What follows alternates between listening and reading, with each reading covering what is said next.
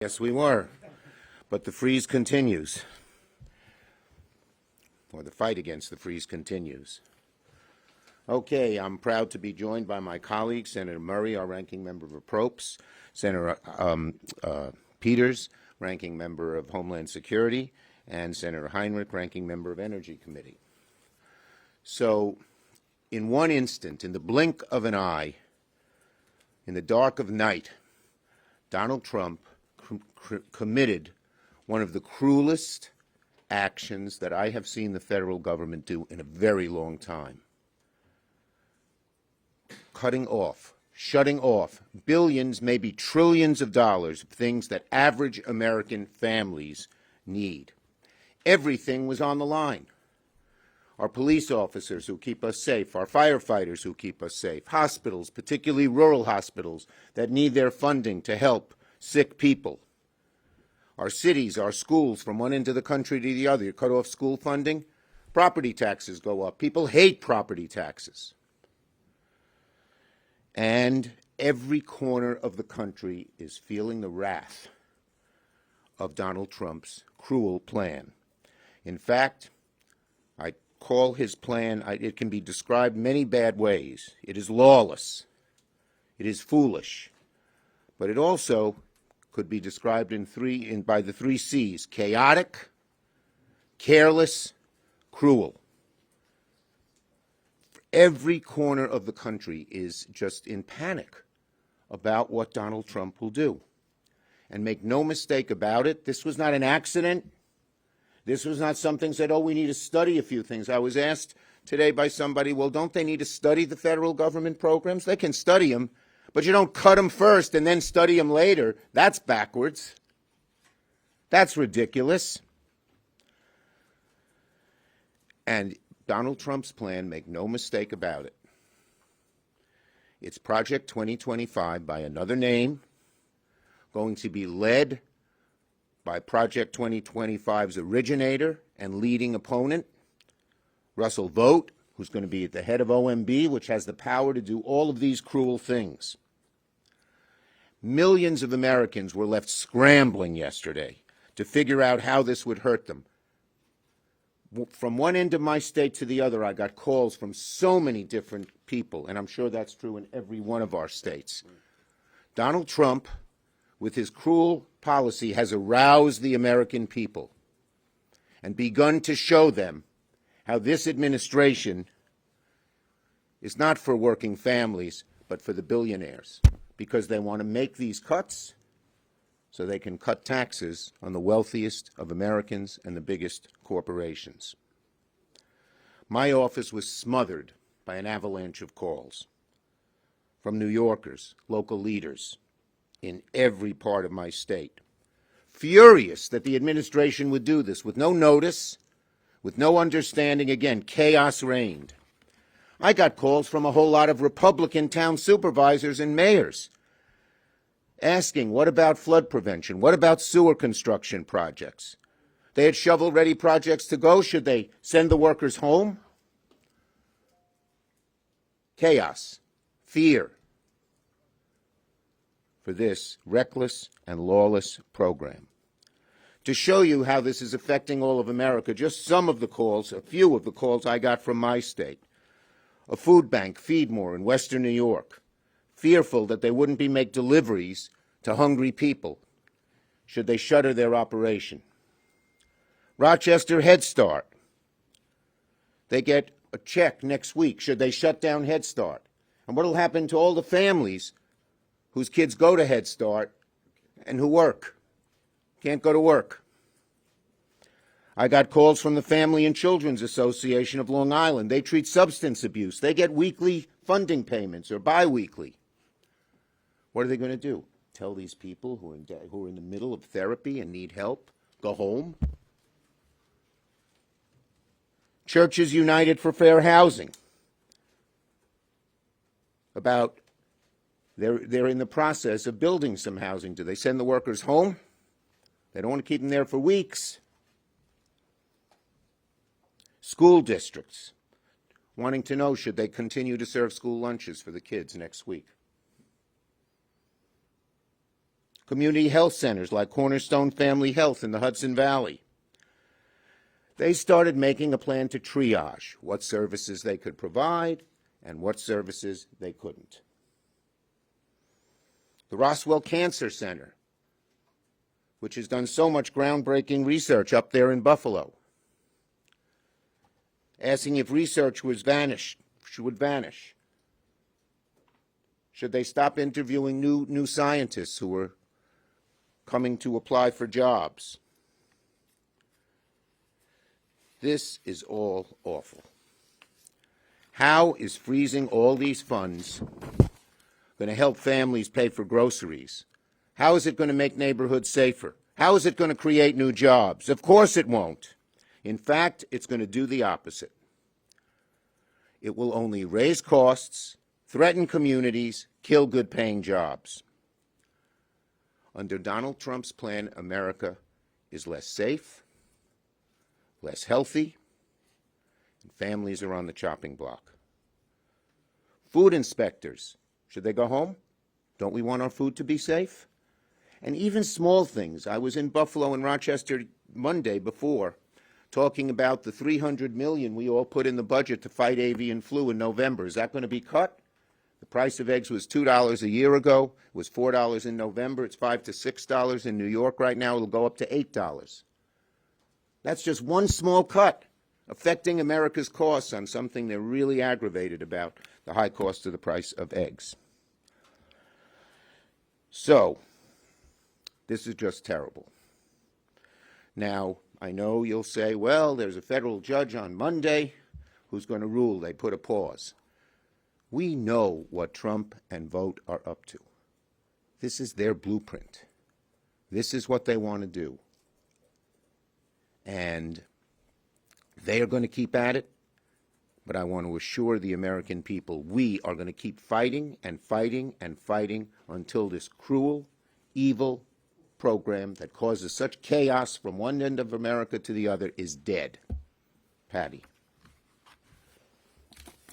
Oh, wait, I forgot to mention one thing. Just a little news.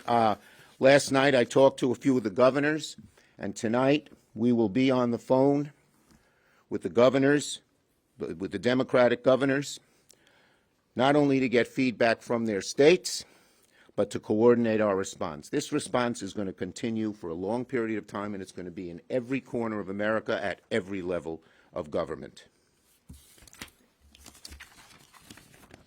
Patty, let me get my papers.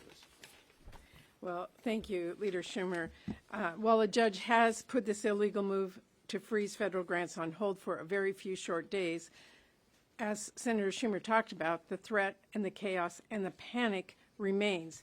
And let's be clear, Trump's administration's half-hearted steps yesterday to clean up this massive mess they have made just affirms two things. One, they are still illegally withholding federal funds that are law. And two, this is an administration whose sheer incompetence, combined with their bad intentions and willful disregard of the law, is creating mass panic and chaos and hurting people everywhere.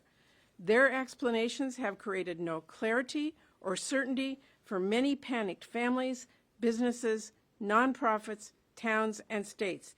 And they don't actually change the basic fact that Trump is holding up funding our communities are counting on, and funding that is law. Because first off, there are a lot of programs they are saying won't be affected, when that is not what organizations across the country are experiencing.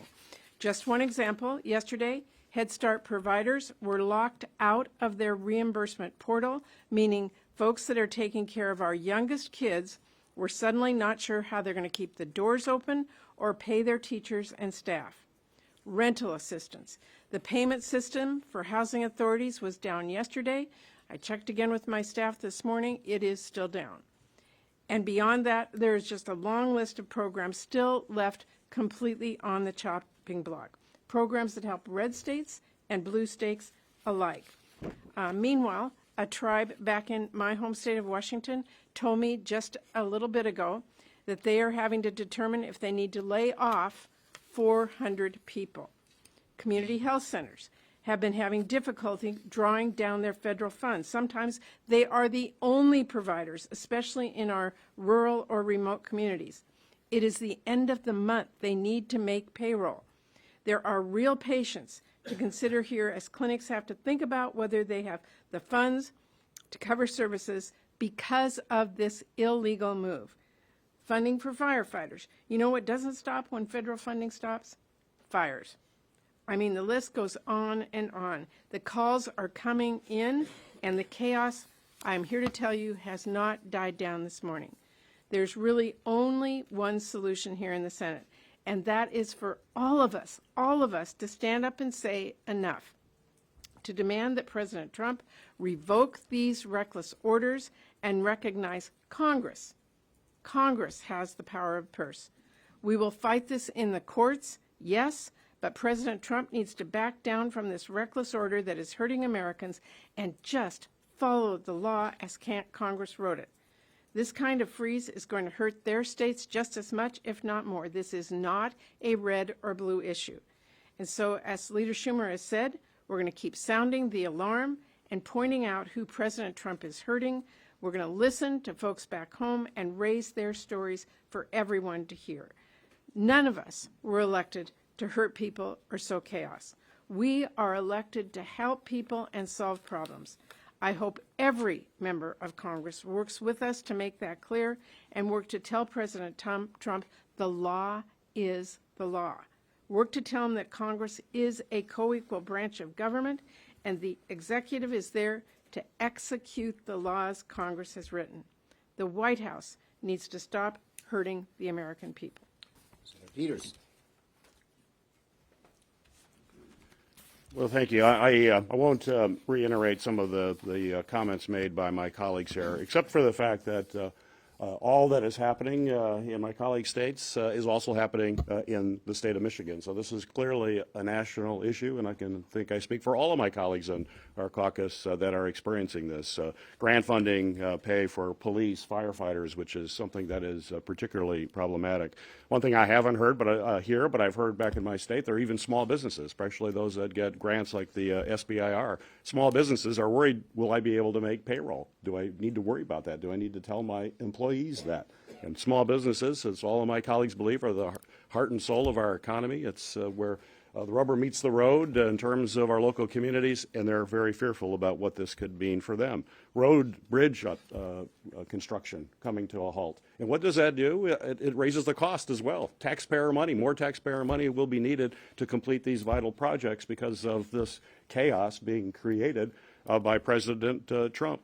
Heating assistance. I'm a cold state in Michigan. Heating assistance is also one that people worry a great deal about. And I know there's a court case that has just come through, but I think it's important to understand that courts have already ruled on this. We know that this is not constitutional, what he's doing.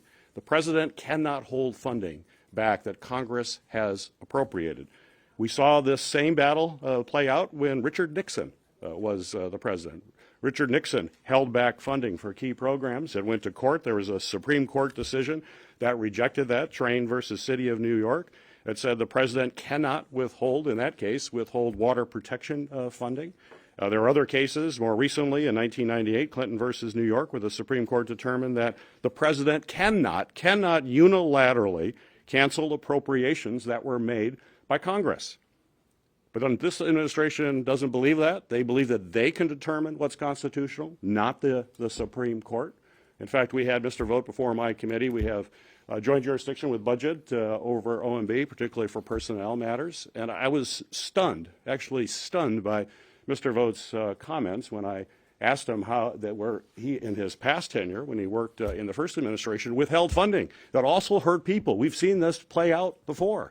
If you recall the hurricane in Puerto Rico, it was Mr. Vogt, Mr. Trump, that would not send money to victims of a massive hurricane in Puerto Rico, families who were hurting, families who didn't know where their next meal would come from, didn't have a roof over their head, and they withheld funding.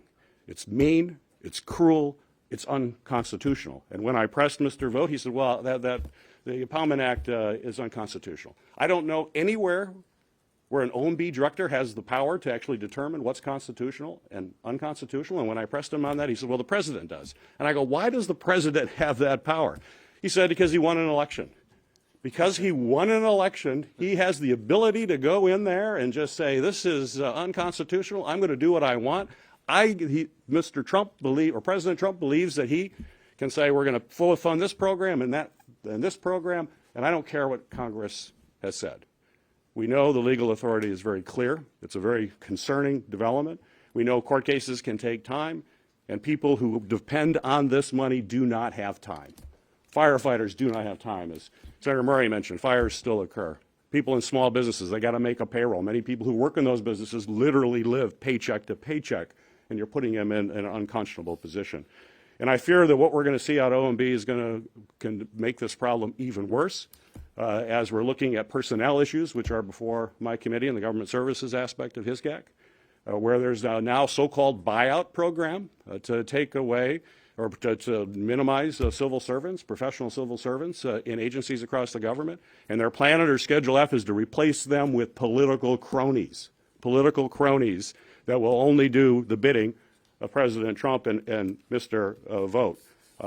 We've also played that before. If you remember, we have a civil service system because in the 1800s we had basically a patronage system in our government where we had unqualified people who were inept, they were corrupt, and now President Trump wants to bring that back. He wants inept, corrupt people that are just 100% loyal to him. And the end result is that everyday people are going to be hurt, which is why we have to fight it. Senator Heinrich. Gary mentioned what Russell Vogt said about the president having just won an election. I just won an election by double digits, and what I can tell you is that most people voted for cheaper eggs. They did not vote for this chaos. And people are absolutely beside themselves with what's going on out there. And yesterday, despite what the White House has said, enormous numbers of people in red and blue states were impacted by this. And I think it's probably smart to start with Medicaid because it has such an enormous impact, especially on rural states. Medicaid obviously impacts poor kids and is how they oftentimes access health care. It's also how we finance much of the nursing home system and the long-term care system. All of that was thrown up in the air yesterday as our portals were locked down and reimbursement stopped. Now, by the end of the day, they said, oh, no, Medicaid, we didn't mean that. Well, why? Was it a coincidence that all of us had our Medicaid portals shut down at the same time? And this is true of, despite what I've seen the White House say on cable news this morning, Head Start and nonprofits who serve veterans, who serve sexual assault services, who do housing in our communities. If you just look at New Mexico alone, let me walk you through some of the programs that were impacted yesterday. The New Mexico High Intensity Drug Trafficking Area Program. This is the law enforcement coordination program that we use to go after cartels and fentanyl trafficking. They could not access their funds yesterday. Is that what we want? We want our law enforcement cut off from the funds that allow us to attack the fentanyl problem and go after the cartels who are profiting off that? Schools were thrown up in the air as would they be able to pull down their grant money, and do they need to start making decisions immediately about other services because they won't have those grant fundings? Here's one that really pisses me off. Sexual assault services in Northwest New Mexico. I heard from the primary nonprofit that provides sexual assault services in the northwestern part of my state. They told me yesterday, quote, as a victims service provider, this memo directly threatens our ability to serve survivors of sexual assault. These survivors cannot wait for a pause while a federal agency analyzes the funding that enables us to provide them with life-saving services. They need our help now in the immediate wake of the most traumatic and difficult moments of their lives. That kind of sums up just how ridiculous this order was and how it threw the most basic services into question yesterday. I talked to a tribe as well. I talked to a number of tribes. We heard from all corners of Indian country in our state yesterday.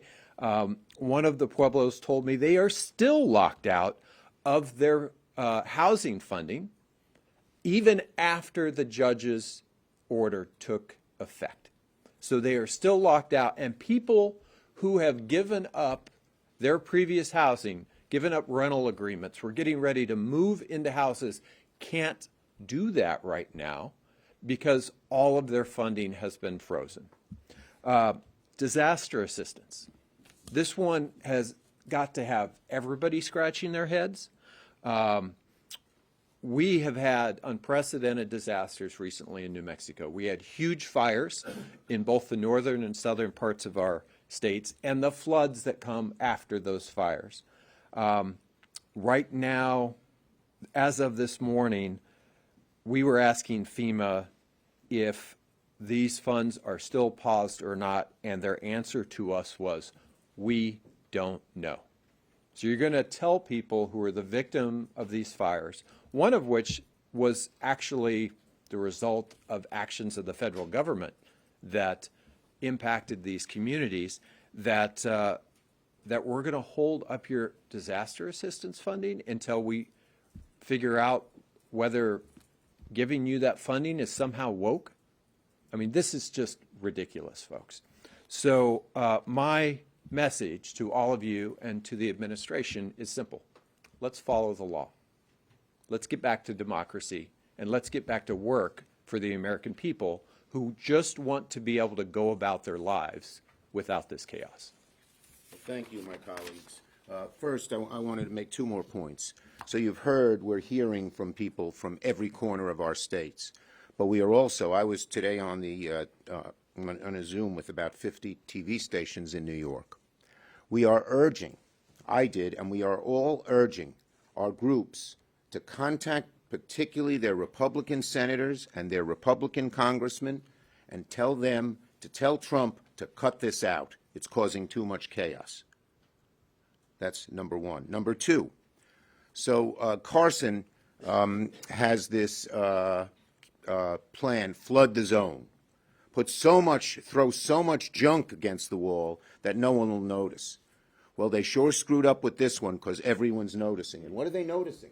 They're noticing health care and housing for seniors and veterans being cut, funding for hospitals and community health centers being cut, Meals on Wheels and food pantry being cut, school meal programs being cut, tax relief for families, veterans, and retirement being cut, police and firefighting funding being cut, funding for the HIDA program, which Martin mentioned, and we have the same problem in New York State. Some of our HIDA people are complaining, being cut, disaster relief being cut, small business being cut. This has woken up the American people about what this administration is up to. They tried to flood the zone. This broke right through. Questions on this subject? This subject. Yep. So yesterday there were a number of Democrats who, in protest because of this, switched their vote from a cloture vote to oppose Sean Duffy on the floor. Should we continue to see that on other votes for nominees who might be bipartisan in protest of this? Well, there is. And how that will play out on these nominees? Yeah, there are certain nominees that we're particularly focusing on. Kennedy today, I guess he's having his hearing as we speak now. The guy from the FBI, Kash Patel, Tulsi Gabbard of DNI. We're focused on some particular people who we think we might get some Republican support on. Yes? Obviously, there's a government funding deadline in the middle of March.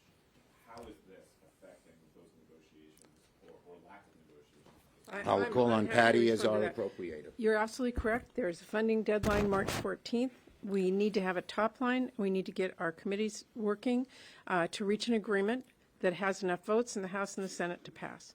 It is extremely difficult to agree to a compromise on anything if the White House is going to assert that they control the funds, we don't. So this is really putting that in jeopardy. Yes. Yes, sir.